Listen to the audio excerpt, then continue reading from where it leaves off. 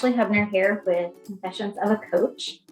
I wanted to come to you today and talk a little bit about relationships. In one of my videos, I talked about differentiating coaching, and I wanted to kind of loop back around to that and think about the ways that we're structuring coaching conversations, coaching cycles with teachers. I am a huge advocate for not having a formulaic method to a coaching cycle or to a coaching conversation. I think these are good tools to have a structure and an outline, but I think as you begin to work with teachers and build relationships with them, you really have to individualize what that coaching cycle looks like and what that coaching conversation looks like when you're having them with teachers. Much like when you were a teacher in the classroom and you kind of had a general outline of a lesson plan, a structure that you were going to follow. But as you got into the lesson, there was moments where you kind of went over here a little bit and you came back around here, or you did something a little bit different because of the needs that you saw in the moment with your students when teaching that lesson. And so I think of that as the same way as coaching teachers.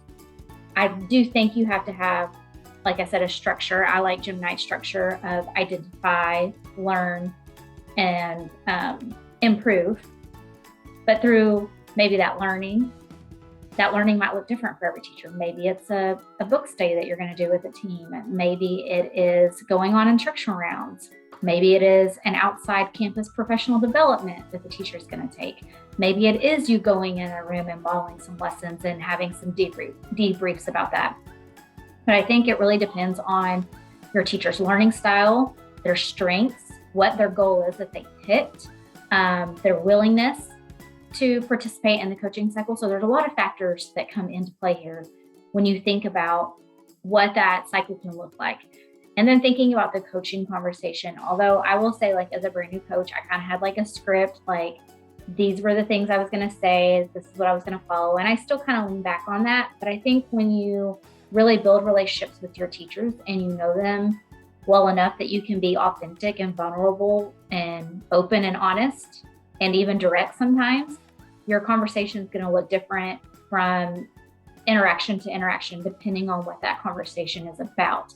And so I know that some of us try to hold on to these scripts or these formulas when having that coaching conversation with a teacher, but I want to challenge you to let go of that a little bit and be just you. Be you and have a conversation that's open and honest. Make it a partnership and not you following some kind of lesson plan.